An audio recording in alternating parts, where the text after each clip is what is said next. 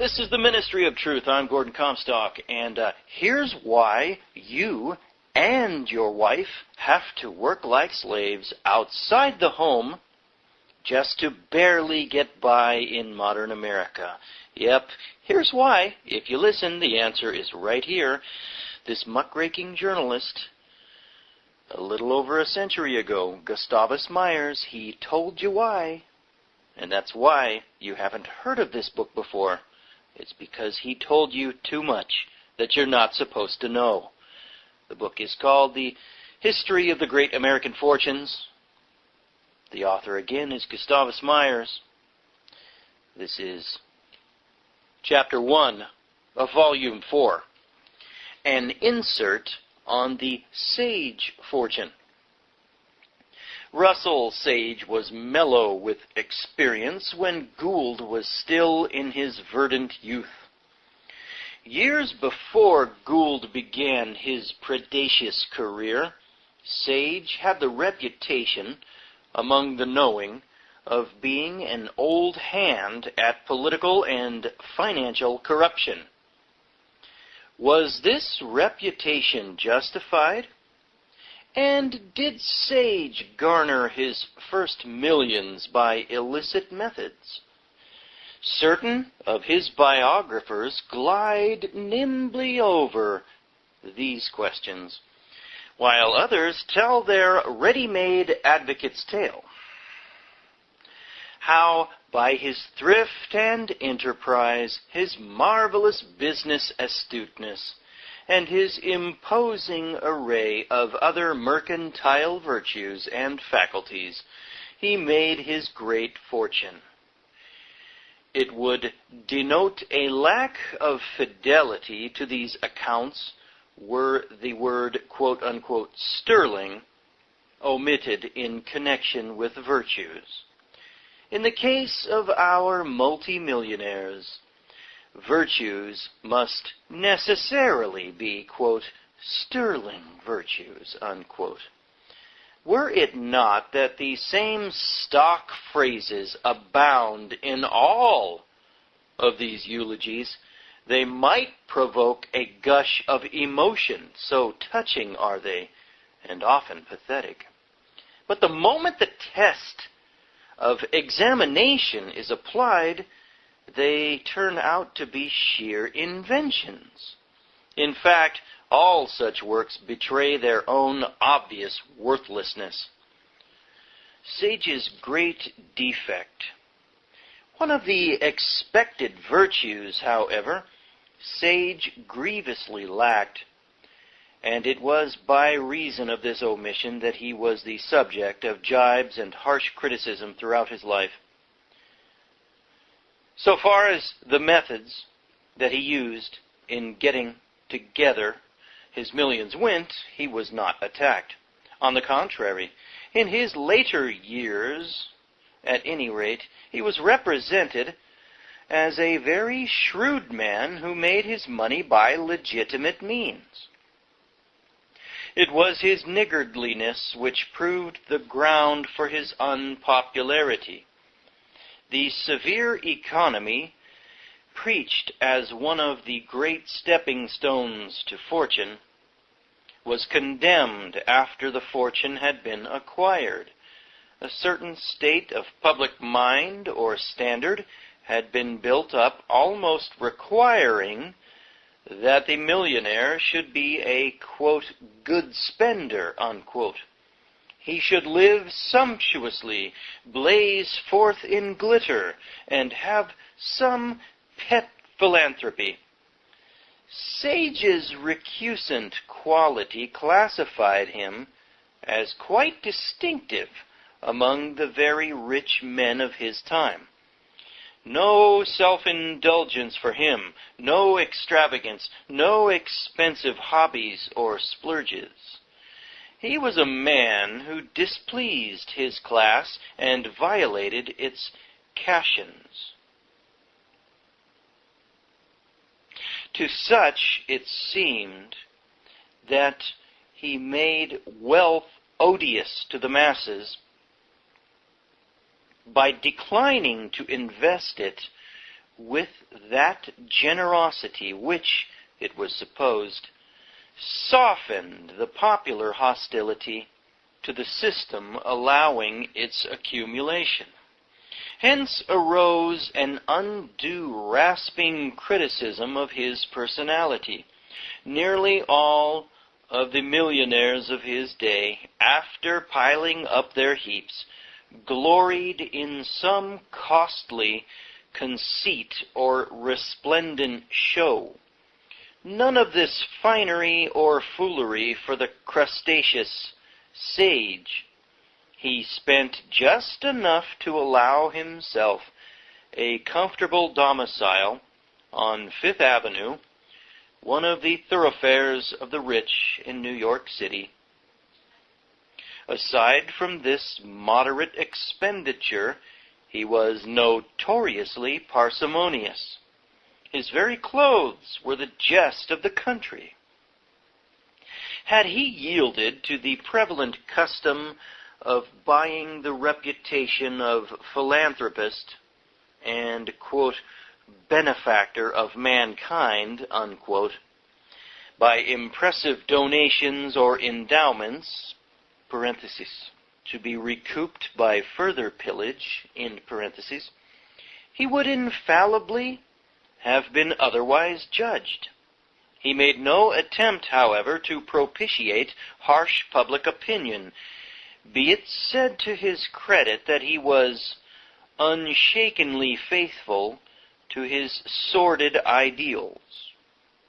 At no time did he curry praise or essay to conciliate by flinging out as a social bribe morsels to charity or philanthropy. Interesting.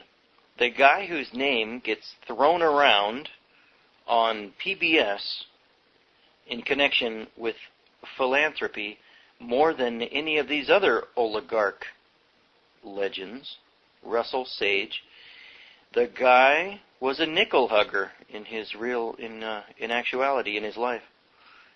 Fascinating. Where his compeers, whatever their motives, confused or deceived the public estimate of them and their ways by distributing largesse every now and then, he made no advances or pretensions. In the respect that he candidly idolized money, moralizing and sham almsgiving, cant and humbuggery were absent in his composition. Well, at least he was honest in that, huh? His career at the start. Sage was born of farmer folk in 1816 in Oneida County, New York, in an environment of poverty and cramping horizon. There is a paucity of information about his youthful days. We learn that as a boy, his dominant yearning was for money. Surprise, surprise. And that he developed a remarkable capacity for sharp trading. He clerked in his brother's grocery store at Troy, doubtless, we may reasonably surmise, learning all of the profitable little tricks of dealing with customers, which an efficient clerk was taught, expected, and paid to do. Deceit was then, as it is now, the lever of all successful business. This is why I love this book. Gustavus Myers, he didn't sugarcoat anything. He wrote about humankind, the traits of humanity, fallen humanity, as it actually is. This is not your average Cowboys and Indians history book.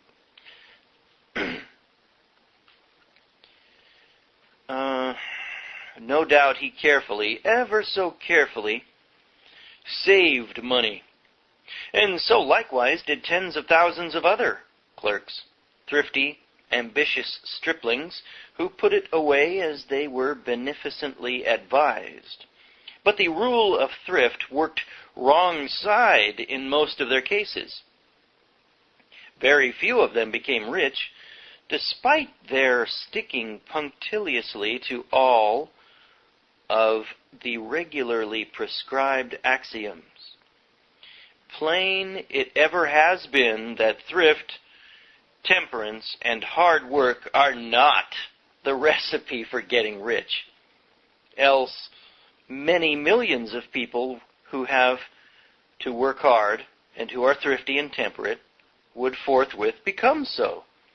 The orthodox formulas do not produce riches, as Sage's fellow clerks found out. What, then, brought wealth to him? Quote, long before down appeared on his chin, he had gained a local reputation of being unusually keen at, quote-unquote, swapping, unquote. So wrote a eulogist whose description, slight though it may be, gives a clue to Sage's methods in his boyhood days. We are told that he amassed enough money to open a grocery store of his own, and that in 1839 he became a partner in a wholesale grocery establishment. He and his partners concoct a swindle. Here it comes. On September 12, 1851, Sage and two other Troy men formed a co-partnership under the name of Wheeler, Sage, and Slocum to carry on a general produce business at Troy, with a western headquarters at Milwaukee, under the name of Wheeler and Company. This co-partnership was signalized by a memorable swindle which called forth one of the severest decisions and denunciations ever handed down by the Supreme Court of the United States. The firm deliberately concocted a plan to cheat the creditors of one of its bankrupt creditors in Milwaukee. And while it was engaged in this operation, Sage hoodwinked and cheated his own partners out of the proceeds of the swindle. Remember that, folks. Next time you're watching a PBS show, and at the end of it, or at the beginning of it, when it says, funded by the Russell Sage Foundation, remember that Russell Sage was an oligarch fraud swindler. Don't forget that, please. The facts as given in the statement of the case and the decision of the Supreme Court of the United States were as follows. The firm became the owner of a large debt against one Allenson Sweet of Milwaukee, a debt secured by a mortgage on valuable real estate. This real estate included a large warehouse which Wheeler and Company had rented. Proceedings to foreclose the mortgage against the bankrupt Sweet were begun in October 1854, and a decree was passed by the Wisconsin courts in November 1855. The Supreme Court's statement of the case went on to say that Wheeler, Sage, and Slocum were desirous of getting a perfect title to the mortgaged premises, the value of which was $50,000 when the mortgage was given. But other creditors had judgments against Sweet, and Sweet claimed the sum of $12,000 due him from Wheeler and Company for 3 years' rent of the warehouse. If Sweet put in this defense successfully, a perfect title could not be secured. It was necessary also to deceive and bluff the other creditors in order to grasp the whole of the real estate, the court said. Wheeler, Sage and Slocum thought it necessary to purchase certain judgments and make other arrangements by collusion. Sage informed Wheeler and Slocum that this could be done by buying off Alexander Mitchell, who controlled Sweet's defense, for $10,000. The court's statement continues. Sage was authorized to perfect the agreement and to charge Wheeler and Slocum their proportionate amount on the books of the firm. This agreement, or a similar one, was made by Sage with Mitchell, and judgments purchased under it. Without the knowledge of Wheeler, Sage, however, abandoned this agreement and made one with Mitchell for his own benefit. The mortgaged property was sold, and Mitchell became the purchaser, letting Sage have 1/3 interest on certain conditions. This being done, as alleged, in violation of the rights and without the knowledge of Wheeler and Slocum. The mortgaged debt was fixed at $24,000, 2/3 of which amount was paid over by Sage to Wheeler and Slocum, being, as he, Sage, said, the best that could be done, and which was accepted by Wheeler and Slocum on that hypothesis. Sage swindles his partners. Yet, the court went on to relate, enough of the mortgaged property, as Wheeler found out and charged, had been sold to produce $105,000 in addition to unsold property valued at $27,000 still in Mitchell's hands. On the usual legal ground that when a party obtains an advantage by fraud, he is to be regarded as trustee of the party defrauded and compelled to account, Wheeler brought suit against Sage. He sued to have Sage declared trustee for himself, Wheeler, for 1/3 of the mortgaged property still held and unsold by Mitchell, and for 1/3 of the proceeds of the property that had been sold. The Supreme Court of the United States declared the whole transaction fraudulent, that while Wheeler, Sage, and Slocum had successfully conspired to cheat Sweets, numerous other creditors Sage had tricked and cheated his own partners. They had set out to get, by fraud, real estate worth $50,000 for $30,000, and had authorized Sage to arrange the collusion. Sage had afterward relinquished the agreement with Mitchell and had secured clandestinely an advantage to himself, quote, to the injury of the other parties, unquote. In further stating the court's decisions, Justice Davis continued, the evidence in this case, consisting mainly of letters interchanged between Wheeler and Sage, shows clearly enough that a scheme was initiated to get a title to the property, and that Sage was the active agent to perfect it. But for some unexplained reason it failed. All parties rested in the belief that negotiations with Mitchell would be successful.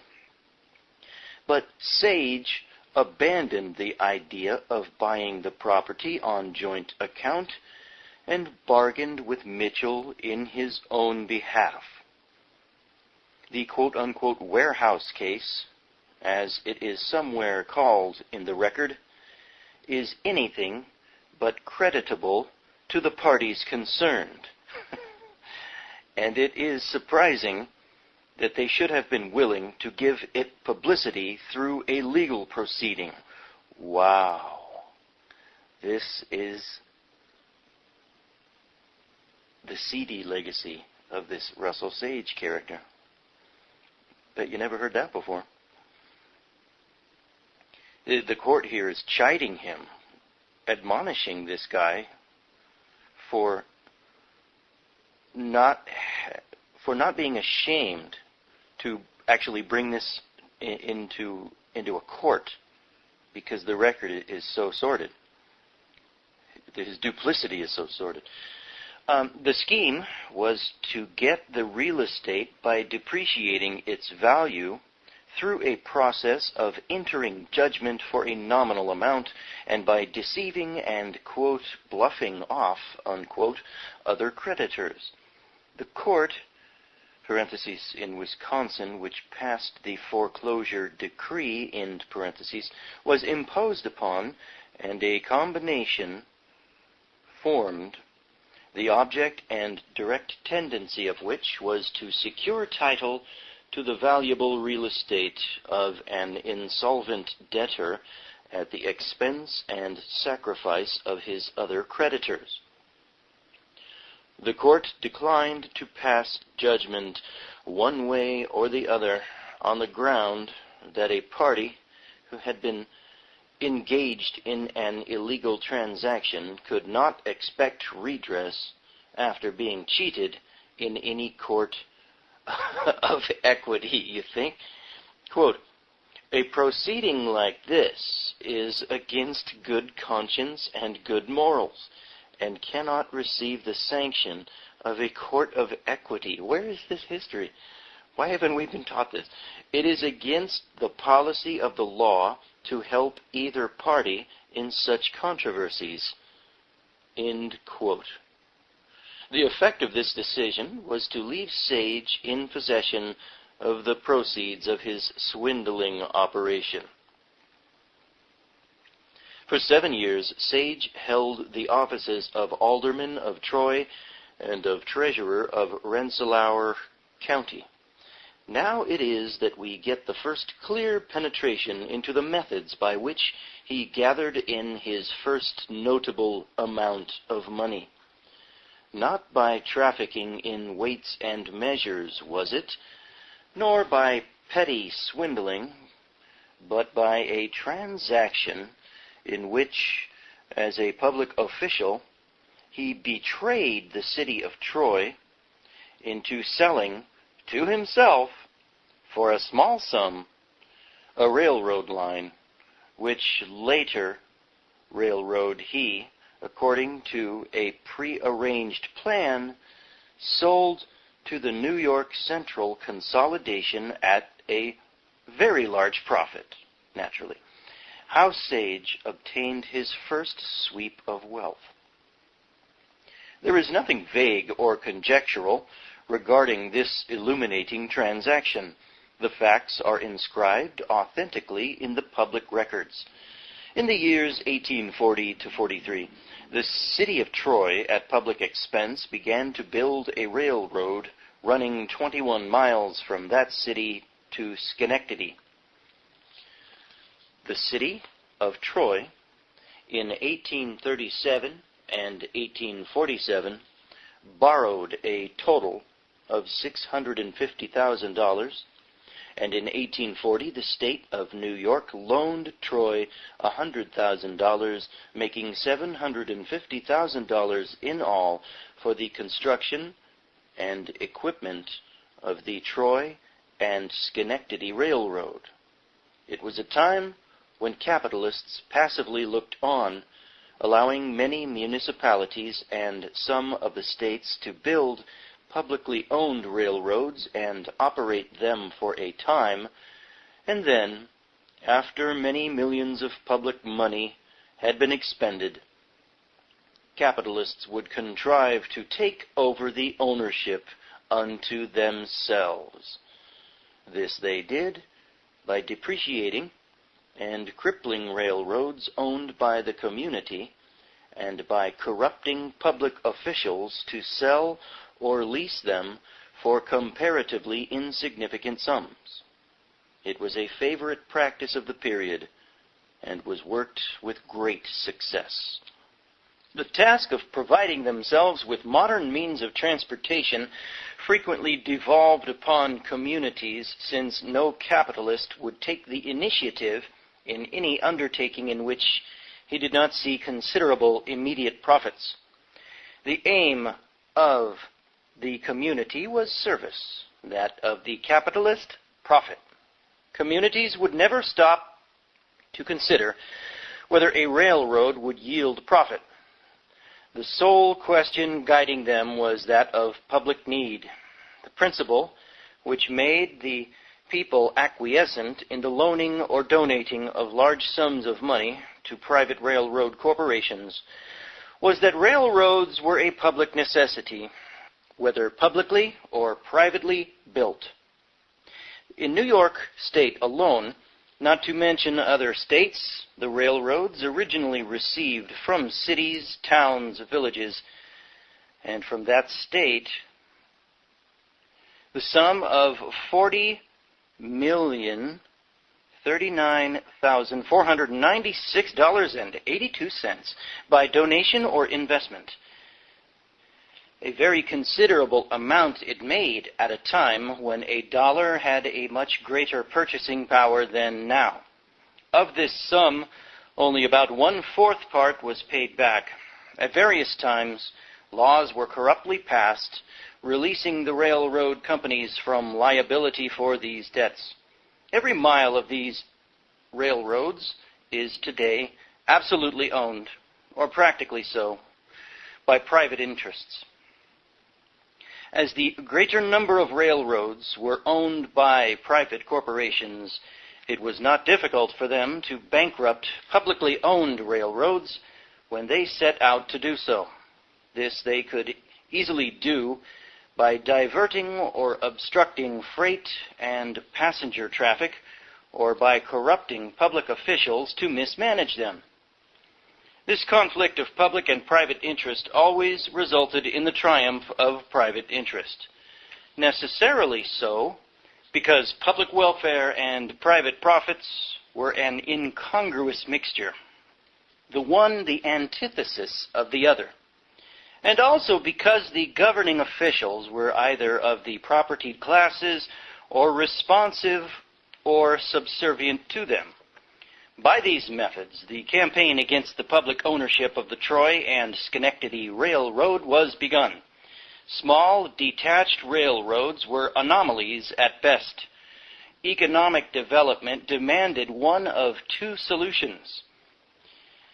Either that they became merged in a great public or in a great private system. Disconnected, they were wasteful, inconvenient, and unsystematic. This essential fact is fully borne in mind in stating the facts. Among the railroad capitalists, the movement for combination and cohesion commenced at about 1850. In New York State, a combination of various bankers, landowners, and politicians concluded along in 1851 that it would be an excellent scheme to unite many of New York's separate little railroads into one centralized system. They were not prompted, it is true, by solicitude for the community. Very far from it. The community to them signified a domain for spoils, nor did they have any appreciation of the economic forces behind their project. Their one propelling idea was to buy up the small railroads for trifling sums, and then organize a corporation and sell those railroads to the corporation at a tremendous profit. Nevertheless, in carrying forward the centralizing movement, they did a necessary service to the community. However heavily the people have had to pay for it. The Troy and Schenectady Railroad was agreed upon as one of the roads to be included in this combination. A city betrayed and plundered. How was the city of Troy to be induced to sell its railroad to the clique of projectors? This was the problem. It did not perturb them long. Russell Sage undertook to carry through this portion of the bargain. He was at this time a leading member of the Troy Common Council and was serving as one of Troy's directors in the managing of the Troy and Schenectady Railroad.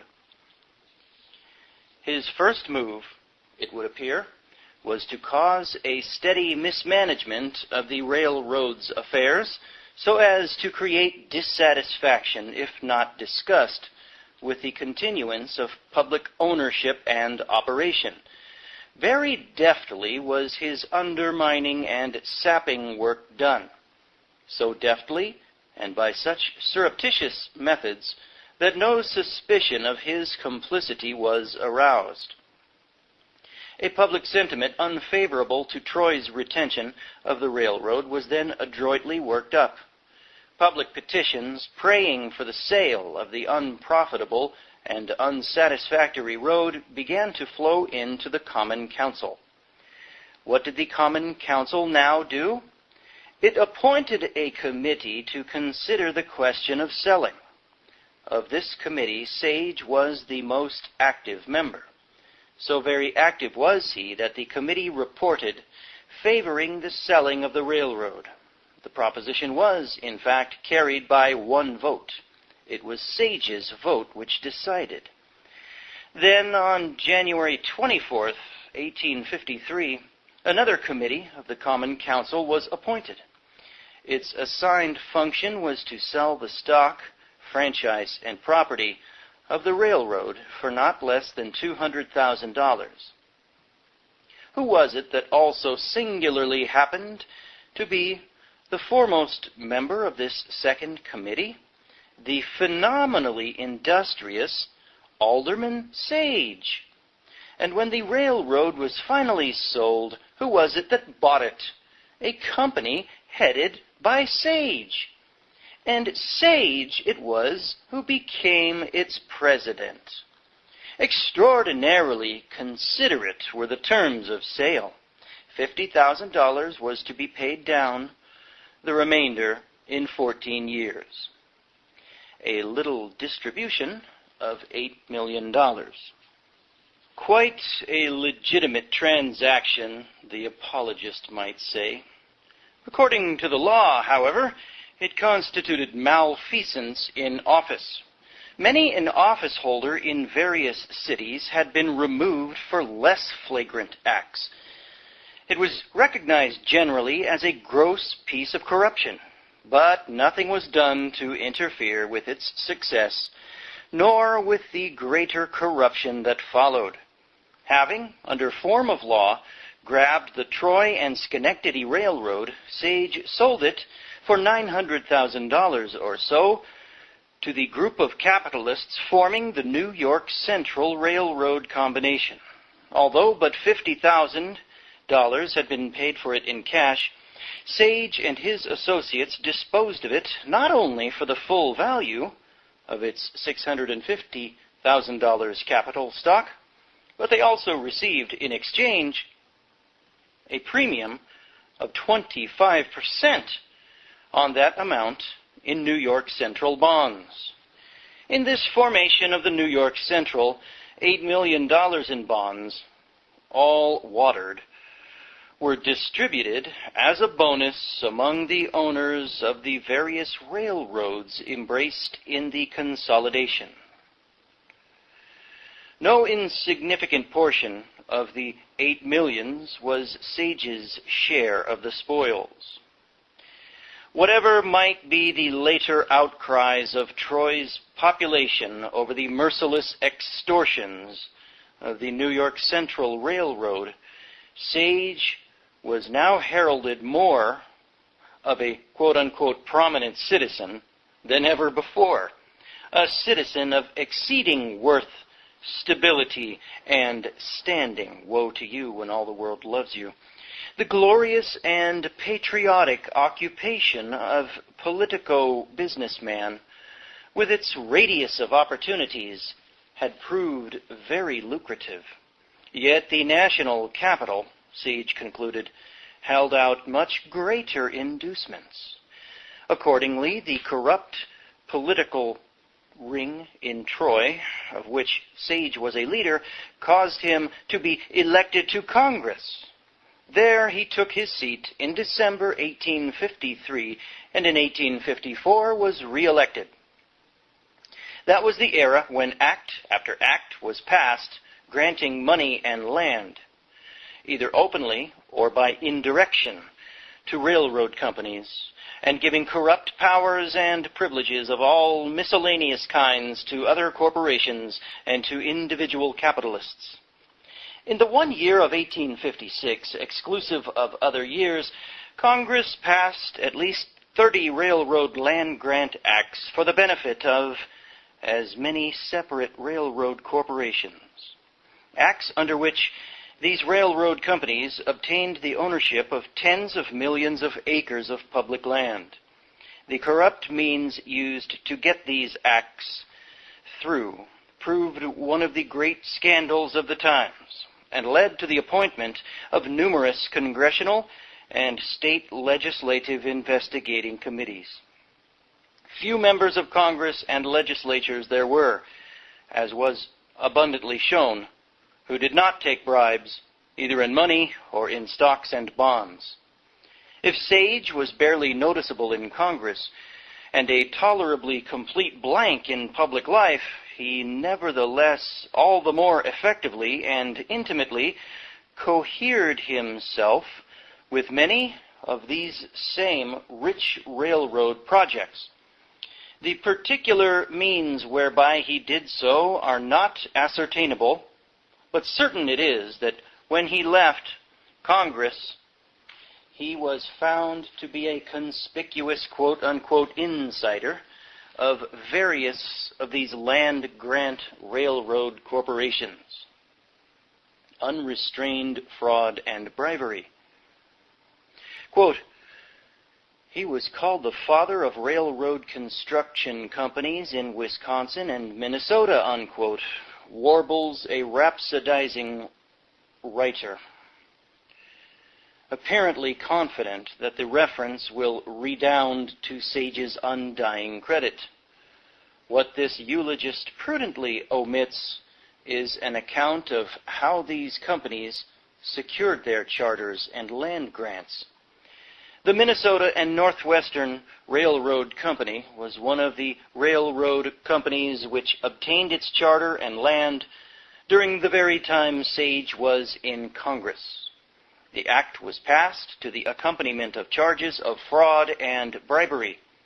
As regards this corporation, however, there is no documentary evidence connecting Sage with it, but it is worthwhile referring to it. A select committee of the House was appointed on July 24, 1854, to investigate, and although the committee handed in an evasive whitewashing report, there's a shocker, the testimony given before it undoubtedly proved that somehow the wording of the act had been fraudulently changed in the House in the process of engrossing. These changes, according to J. Travis Rosser, Secretary of the Territory of Minnesota, quote, gave millions of dollars, unquote, to the railroad company in question. As originally passed by the Senate, the bill had given the donation of land to the Territory of Minnesota, not to the company. As it finally read, after becoming a law, the bill contained the fraudulent changes inserted in the House. Robert W. Lober, a stockholder, testified that arrangements had been made in the debate over the bill whereby the opposition of certain of its opponents was bought off, a statement which the incriminated denied. The majority of another committee, appointed on July 10, 1854, to investigate charges of bribery, reported, quote, the undersigned believe that it is clearly established by the testimony that money has been liberally used to secure the passage of bills, and they verily believe that much more evidence could be procured if time had been allowed the committee to make a more thorough investigation of the facts, unquote. The enterprising factory owners. This committee found that Samuel Colt, the founder of a fortune based upon the manufacture of firearms, paid out at least $15,000 to Dickerson, his attorney, and one of his lobbyists to buy off the opposition in Congress to a bill extending Colt's patent rights, the time limit of which had expired. This is interesting. So the Colt Corporation, Colt Firearms, their history of secret deals with legislatures, of corrupt practices with legislatures, it's Colt Firearms, goes back hundreds of years. Because I had just finished reading the book Kill Zone by Colonel Craig Roberts, and he documents that in the Vietnam War, guess what arms manufacturing company got a no-bid contract in the Vietnam War? Colt Firearms. 150 years of fraud from yet another corporation. What do you know? The testimony indicated that about $60,000 in all was spent in getting the bill passed. Another lobbyist, Jerry Clemens, who also did the disbursing of Colt's bribe money, was at the same time, as he admitted under oath, lobbying for various railroad corporations seeking land grants and for a bill similar to Colt's which extended the patent rights of Cyrus H. McCormick, a manufacturer of reaping machines and the founder of a multi-millionaire fortune, and how other factory owners were bribing Congress to pass tariff acts was disclosed by the investigation of a select committee of the House, the majority of which committee reported that one firm in particular, Lawrence, Stone and Company of Boston and New York, owners of the large Middlesex Mills and the equally large Bay State Mills in Massachusetts, had expended $87,000 in bribes to have the duties on raw woolen materials and dye stuffs reduced. Failing to get from Congress, politically pledged to a low tariff, a high protective tariff on woolen goods, they set out to accomplish the same result by securing a reduction of customs duties on raw material.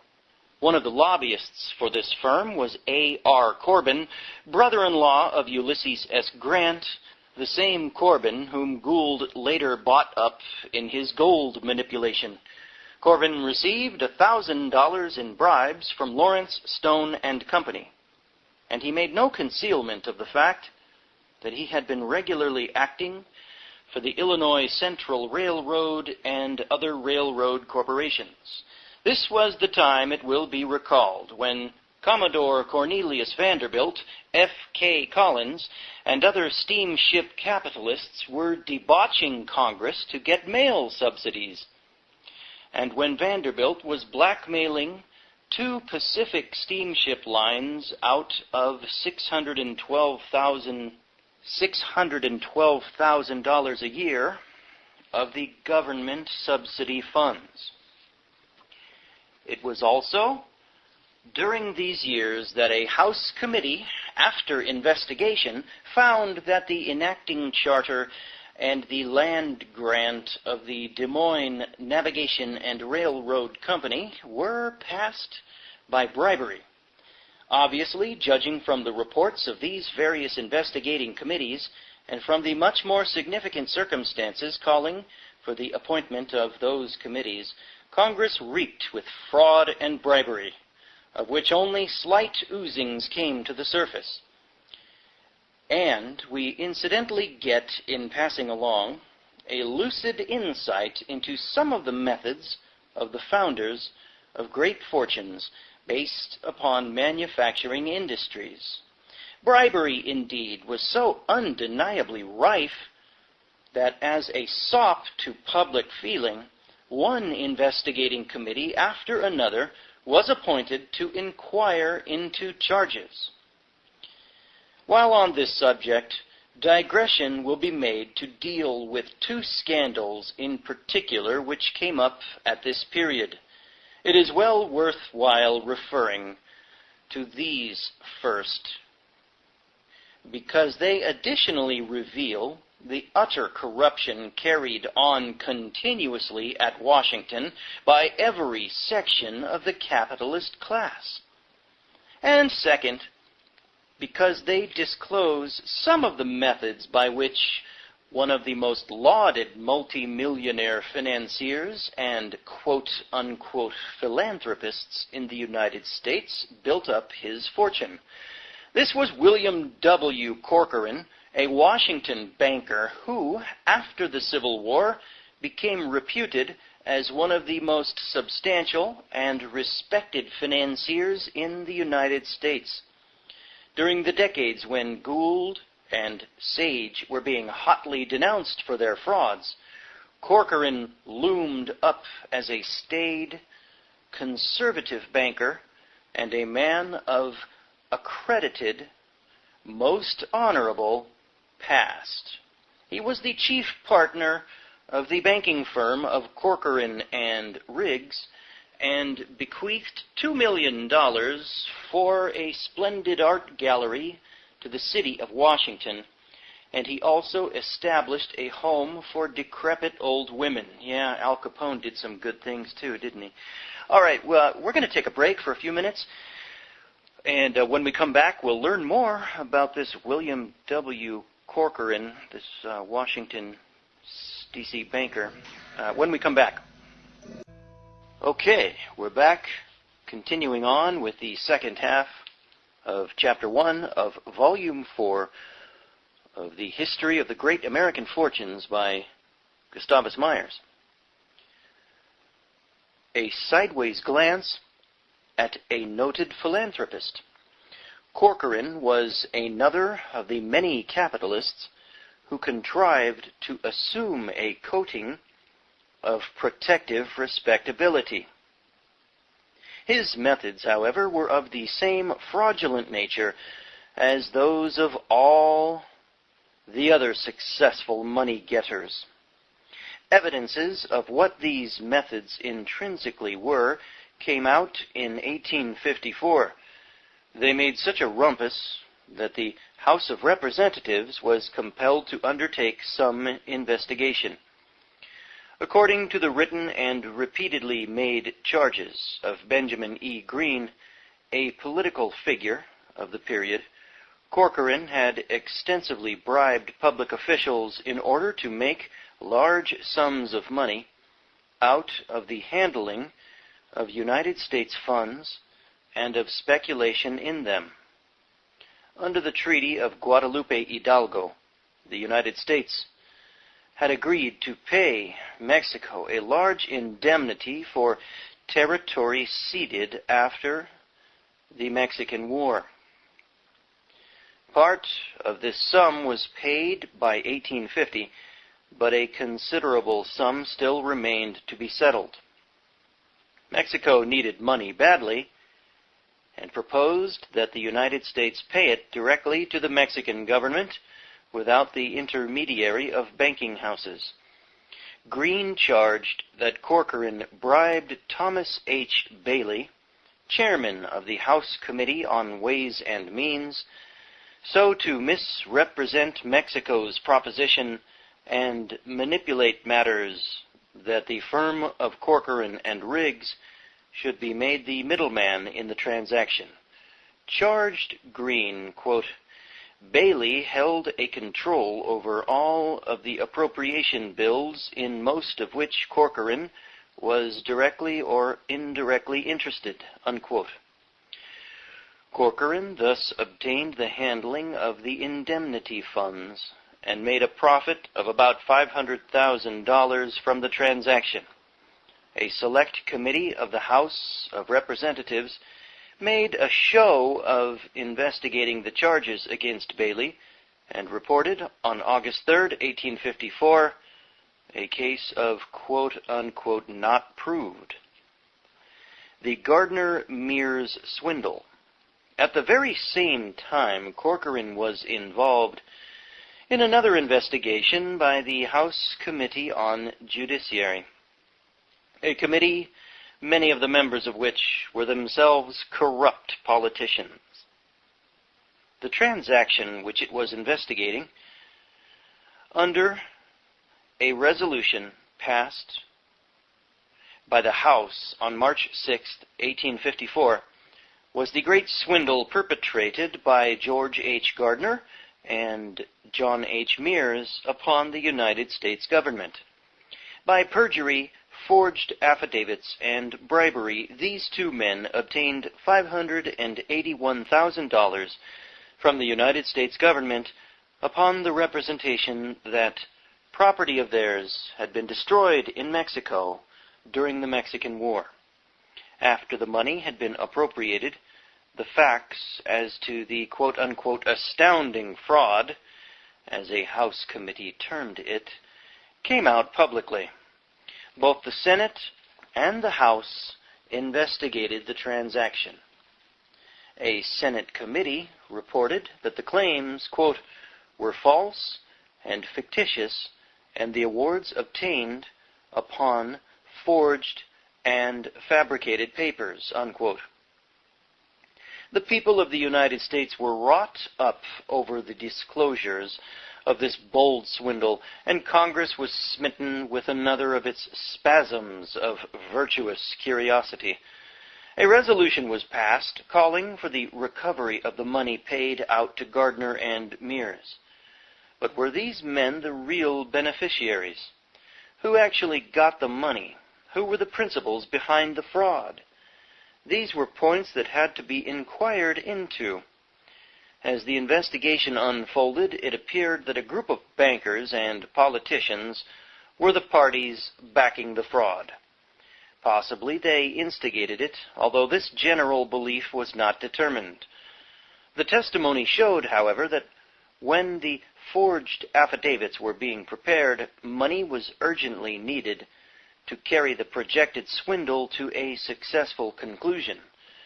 At this point, Corcoran came forward. He loaned $18,750 as funds for the promotion of the swindle, although he claimed, when the committee was investigating, that he did not know that this money was used to buy up testimony and otherwise complete the chain of fraud. But he admitted loaning this $18,750 to Robert G. Corwin and Thomas Corwin, powerful politicians of the day. In return, he received an assignment of the Gardner claim as collateral security.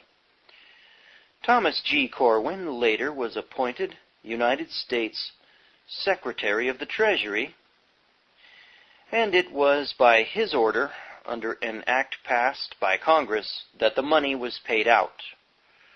Of the $581,875 appropriated, the sum of $321,562.50 was nominally in the name of Gardner himself, and $107,187.50 was awarded to Corcoran as the assignee of Gardner. Both of these sums, however, were paid out to Corcoran and entered on the books of Corcoran and Riggs, and, so the report has it, quote, credited to the parties interested, unquote. Gardner, while being prosecuted for perjury, committed suicide. The bankers and politicians, however, whose tools Gardner and Mears were, did not, it is hardly necessary to say, have to face criminal trial, or any other kind of trial, except a friendly and evasive investigation. So far as Corcoran's complicity was concerned, The committee exoneratingly whitewashed him and relieved him from any legal responsibility. It is probable that Sage learned many valuable lessons from his experience at Washington. Corcoran's particular kind of banking methods must have opened his eyes to possibilities. At any rate, already a millionaire, or nearly one, from the combination of business and politics, Sage now went into the banking business at Troy and became a moneylender and usurer on a large scale. It was at this juncture that he turned up as one of the largest bondholders of the La Crosse and Milwaukee Railroad. He had become associated with this project at about the time he was in Congress, but the fact was not known until several years afterward, when he foreclosed. The eulogistic biographer in America's Successful Men treats Sage's connection with the La Crosse and Milwaukee Railroad in this light fashion. Quote, "The panic of 1857 found Mr. Sage a large creditor of the La Crosse Railroad. To protect the loans he had made to the road, he found himself compelled to advance yet larger sums, and later, through legal proceedings instituted to protect his investment, he became the owner of the road, which afterward became a part of the Chicago, Milwaukee, and St. Paul, of which Mr. Sage was at different times a director and vice president." Unquote. The bribery of an entire state. This explanation reads very smoothly, but it omits a multitude of details, both essential and enlightening. It can be said that at a period when bribery and fraud were so common as to cloy the popular mind, no transaction aroused a greater sensation or made a deeper impression upon a people jaded with continuous exposures of bribery than the great thefts and briberies committed by the owners of the La Crosse and Milwaukee Railroad. This corporation had been chartered by the Wisconsin legislature in 1852 to build a railroad crossing Wisconsin from Milwaukee on the eastern boundary to La Crosse on the western. Two additional acts passed in the same year allowed it to consolidate with two other railroads running in different directions. In June 1856, Congress passed a bill granting to Wisconsin approximately 2,388,000 acres of public land in that state to be distributed among the railroads in Wisconsin. The enactment of this law was one of 30 distinct railroad land grant acts passed in that one year. That they were put through by bribery was shown by the report of a House investigating committee which recommended the expulsion of 4 prominent congressmen on the ground of their having been at the head of corrupt combinations in Congress. The La Crosse and Milwaukee Railroad Company thereupon lost no time in bribing, and all of the other land grant railroads did the same in other states, bribing the legislature of Wisconsin to award a huge land grant. What followed the corrupt acts of Congress would doubtless never have been made public had it not been for the fact that another railroad company was sharply competing with the La Crosse and Milwaukee Company to get the major land grant from the Wisconsin legislature. Beaten in the contest, it revengefully raised charges that bribery had been used. The result was the appointment of a joint investigating committee by the two houses of the Wisconsin legislature, and it is from their report, covering more than 300 pages, and handed in on May 13, 1858, that the fullest details are obtainable. This committee reported that in the construction of the La Crosse and Milwaukee Railroad, nearly $1,700,000 had been stolen by the directors up to 1856. One method was by making exorbitant contracts with themselves to construct their roads. Oh, that's nice. I want to do that. Another was by false construction charges, of course. A third was by their buying property as individuals and then selling it to the company at exorbitant prices, the other way around. What wonderfully shady, shifty money-lending oligarchs these are. These fraudulent methods were common among the directors of railroads throughout the United States. According to the findings of the committee, the La Crosse and Milwaukee Railroad directors, composed of Wall Street bankers and New York politicians, had so plundered the stock, security, and property of the company that it was reduced to a condition of bankruptcy. The plan was thus made imperative of getting a large land grant in order to rescue the company from its condition and save the directors from criminal prosecution for frauds and robbery. Sage did not figure among the directors at this time. His holdings, it appears, were in bonds, not stocks. He remained in the background, working through intermediaries. Oh, he was good. $800,000 in bribes to get an act passed. To get this land grant, consisting of about 1 million acres, the La Crosse and Milwaukee Railroad directors debauched not merely a few leading members of the legislature, but virtually the whole legislature, the governor, and other state officers, and a large number of editors of newspapers and politicians. It was this wholesale bribery of an entire state, joined with the general plunder, robbery, and sundry swindling, that made so uncommonly deep an impression upon the public mind. The newspapers, which in general ordinarily gave scant space to accounts of bribery, opened up on this occasion in evident appreciation of the nature of the scandal. I wonder if people in Wisconsin realize this. And published long summaries, in some cases covering a page and a half in fine print, of the committee's report. More than $800,000 in bonds and money, but chiefly in bonds, had been paid out in bribes to ensure the passage of the Land Grant Act of 1856, the committee reported. This was an underestimate.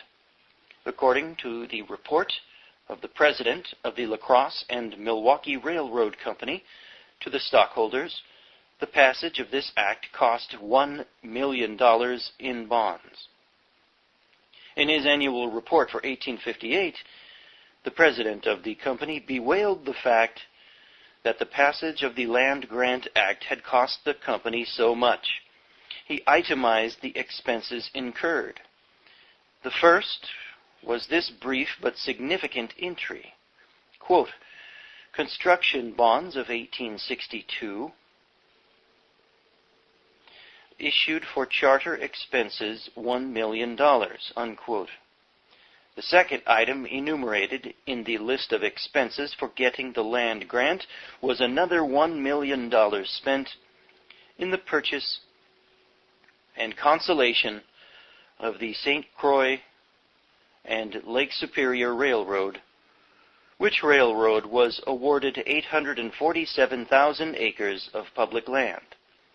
A third entry was, quote, stock issued for charter expenses at Madison, the capital of Wisconsin, $90,000, unquote.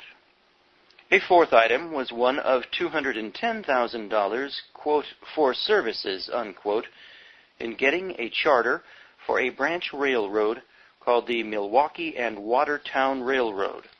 Large as they were, these expenditures were trivial compared to the value of the land grants received.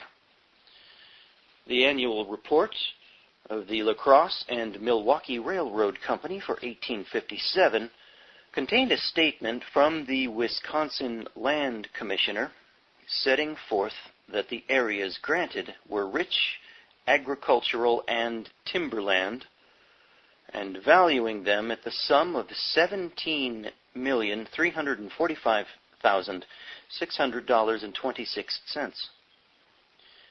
$17 million in return for a disbursement of several millions in bribes was not a bad business transaction.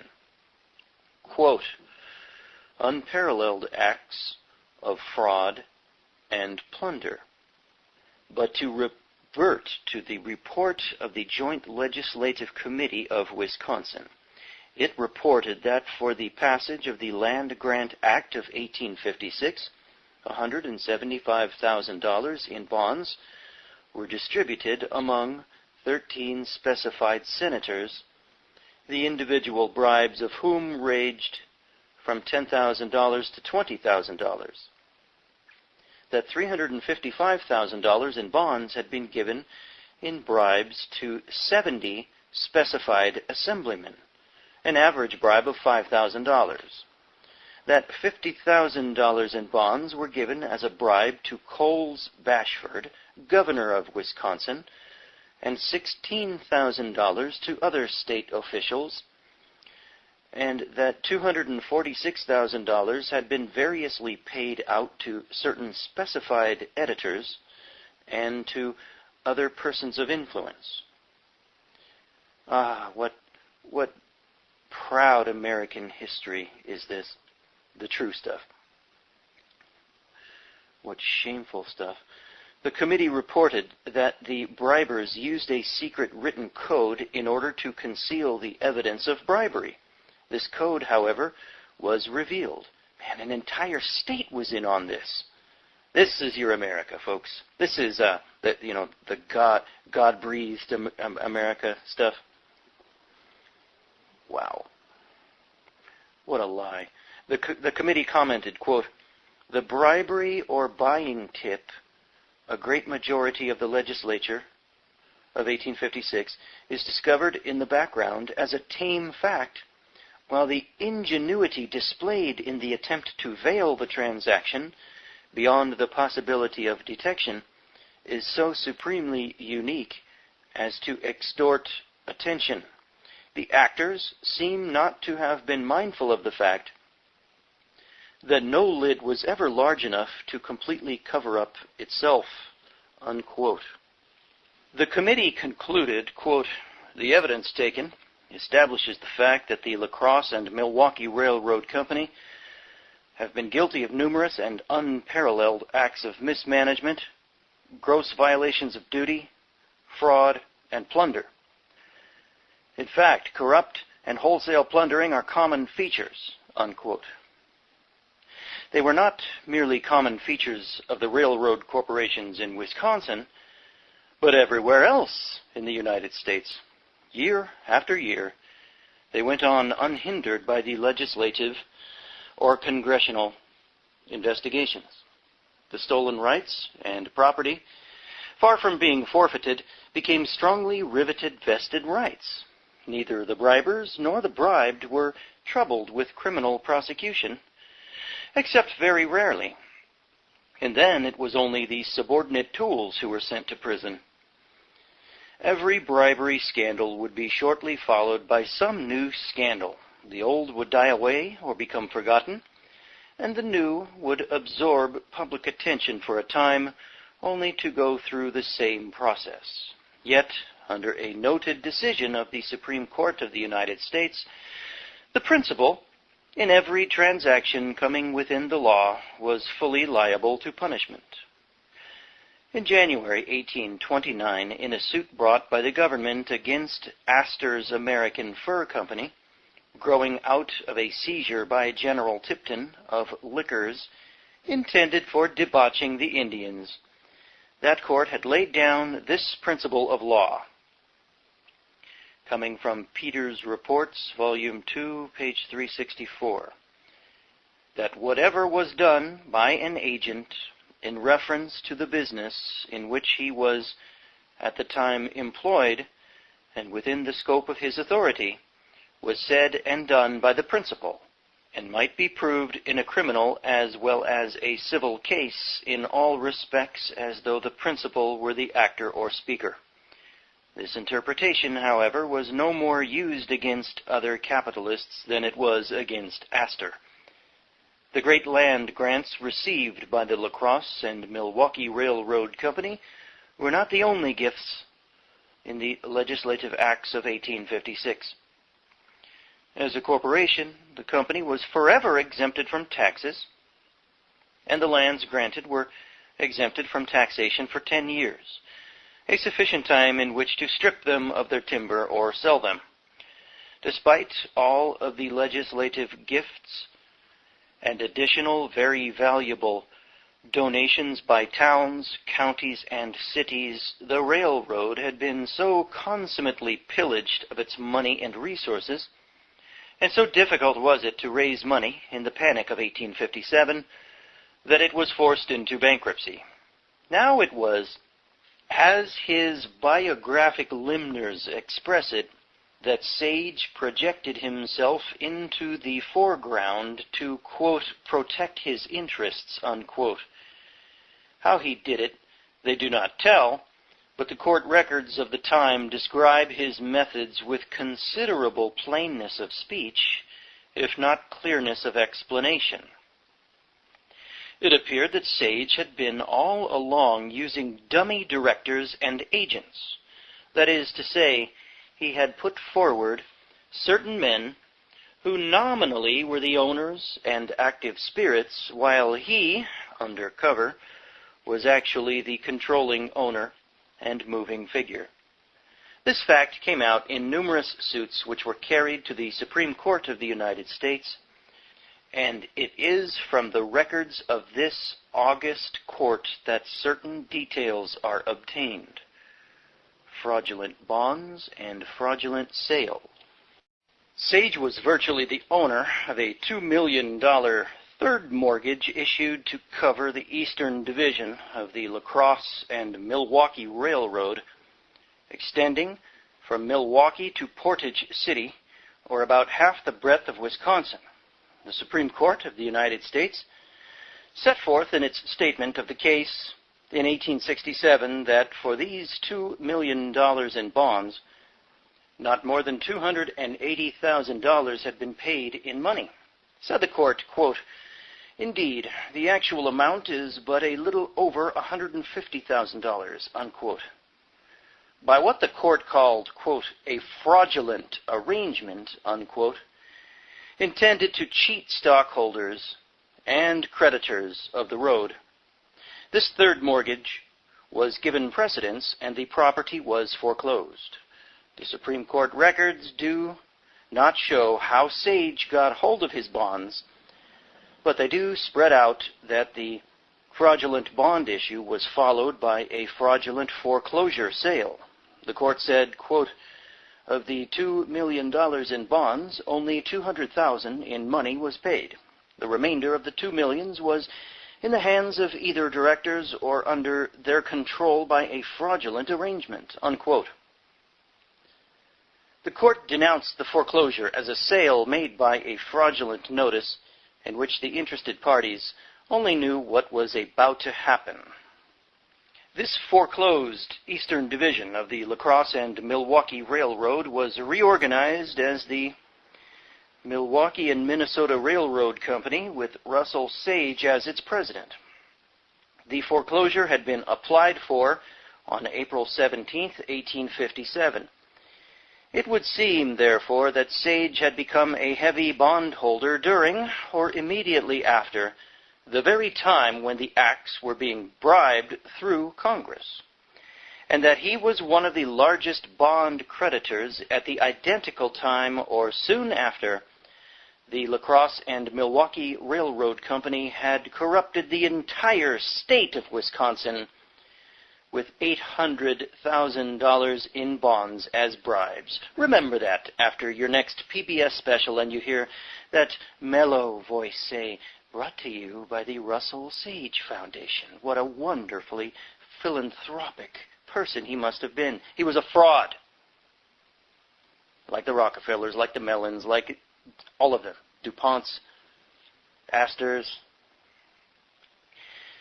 But the precise date of his becoming connected with the railroad is not altogether clear in the records. After the foreclosure sale, some of the stockholders and many of the creditors, comprising firms which had supplied material for the construction of the railroad, objected to being cheated. A number of legal actions ensued. These were also carried to the Supreme Court of the United States, and from them additional facts can be gleaned. A general all-round swindling. One of these cases considered by this court in 1863 was that of several banking firms representing Sage in an action against the La Crosse and Milwaukee Railroad Company, the purpose of which suit clearly was to swindle the stockholders and judgment creditors. On the face of the action, it was necessary that Sage's Milwaukee and Minnesota Railroad Company, as the successor in part of the original company, should make a defense, but very curiously it made none. There was something very singular about this omission, and what it was came out in the intervening application of defrauded stockholders. The records of the case of Bronson et al. Versus La Crosse and Milwaukee Railroad Company read, after the time had expired within which the Milwaukee and Minnesota Railroad Company ought to have answered, but before an order had been entered, taking the bill against them pro confesso, one J.S. Rockwell, a stockholder of the said company, presented to the court his petition, charging collusion between the complainants or their agents, and one Russell Sage, president of the said Milwaukee and Minnesota Railroad Company, to secure a foreclosure and sale in their case, for the purpose of extinguishing the rights of the said Milwaukee and Minnesota Railroad Company, which was alleged to be the owner of the equity or redemption of the mortgaged premises, and that the president, Sage, of the last-named company, although requested by its stockholders, had declined to make any defense in its cause.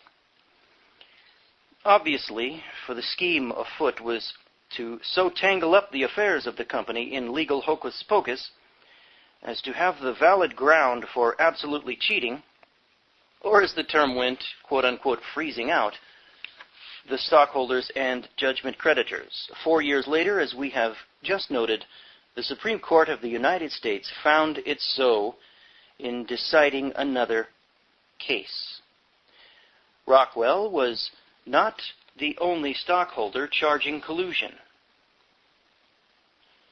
Another stockholder, Fleming, presented a petition making a number of charges, of which collusion was merely one. He also charged that the mortgage issued by the La Crosse and Milwaukee Railroad Company represented what was popularly known as, quote, corruption bonds, unquote, and was gotten up, quote, for the corrupt and fraudulent purpose of disposing of said bonds, or a large part thereof, in payment of pretended debts to the officers and agents of said company, or their friends, without any consideration to be paid therefor, unquote. Also, quote, that a large part of said bonds were so disposed of and given away in fraud of its creditors, unquote. The attorney for the complaining stockholders said, in summing up the case, quote, men placed to manage corporations for the interest of the stockholders manage them only for their own. They become contractors, half ruin the corporation, pay themselves with its assets at enormous discounts, then resuscitate things and are rich in the result, unquote. Nice scam they got going. The Supreme Court of the United States subsequently set aside the foreclosure sale on the ground that it was fraudulent, but Sage, by other means, succeeded in keeping his hold. These are the authentic, exact legislative and court records.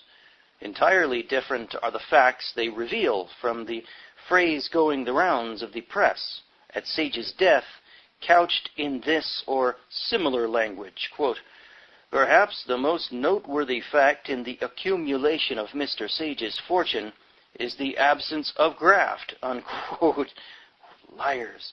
And likewise, very different are they from the statements given in the ludicrous, quote-unquote, histories prepared by the railroad corporations themselves. While Sage was foreclosing the Eastern Division of the La Crosse and Milwaukee Railroad, he was, at the same time, foreclosing, by reason of his holdings, another division which likewise became a part of the Chicago, Milwaukee, and St. Paul Railroad system. This other division was the Milwaukee and Horicon Railroad, which was part and parcel of the continuous corrupt transactions.